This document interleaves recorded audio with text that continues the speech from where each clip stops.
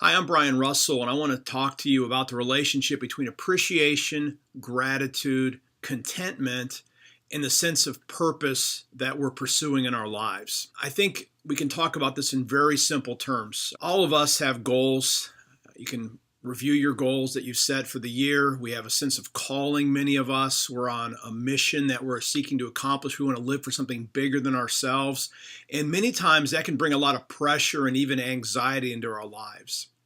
Yet when we think about a person who really had a huge calling, a person who dealt with a lot of stress and was always under pressure and even oftentimes underfunded in his life, I can't think of a better example than the Paul from the New Testament. And when you read through his letters, he says some pretty remarkable things.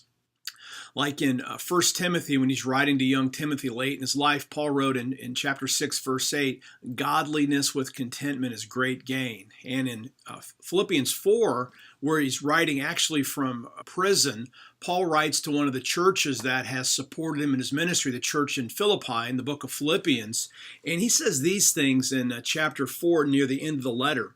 He says, I know what it is to be in need, and I know what it is to have plenty. I've learned the secret of being content in every situation, whether well-fed or hungry, whether living in plenty or in want. I can do all this through him who gives me strength.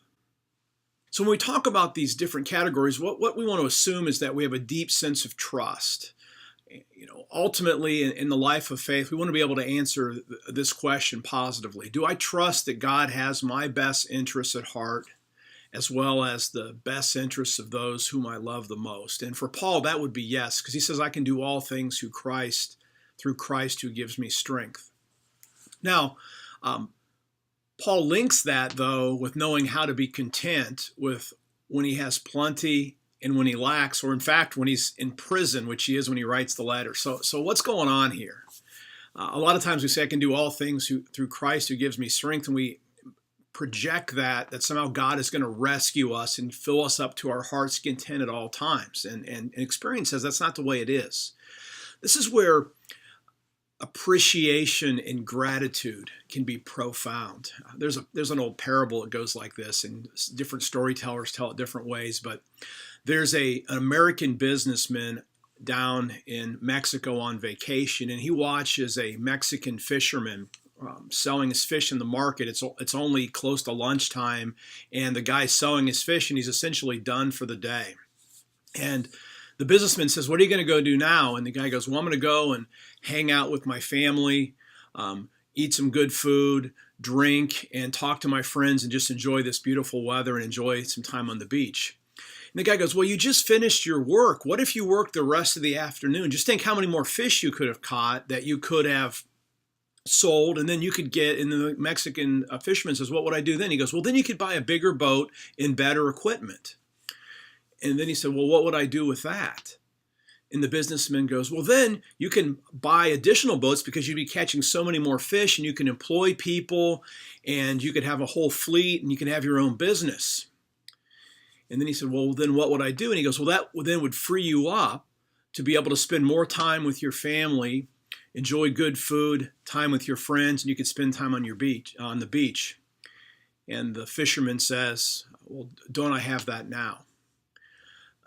Friends, we have to make sure that we always appreciate what we have now and be grateful for it as a baseline. That's what contentment ultimately is. You can be content when you can appreciate what you have and when you're grateful. So when I find myself stressed about the things that I'm trying to accomplish, or looking down 5 or 10 years at some of the big goals that I'm trying to live out in my life, it's really important for me just to go baseline and think, what would my life be like if all those things were gone, and what would I still have? What would I still be able to appreciate? And it's pretty simple. It's like, I love to read, so I write down, I could read books for free because at least I could go to the library. I can spend time with my wonderful wife and my children, and those times are free. I could eat delicious food because there's always, even in the worst of times, there's always food, and there's always ways to make really good meals. I can walk, I could meditate, I can pray, I can study the scriptures, I can still exercise and do all those things for free. And of course, I can still make friends, have really rich conversations, and enjoy myself. Take time to appreciate and show gratitude for the things that you have now. And that will free you ultimately to move towards your goals with less anxiety and stress and really grow into that person that God created you to be, and to find that elusive thing that Paul talks about, godliness with contentment. It's great gain. Friends, hope you join me for the journey. I'm Brian Russell. I'm your professor for life. I'll see you next time.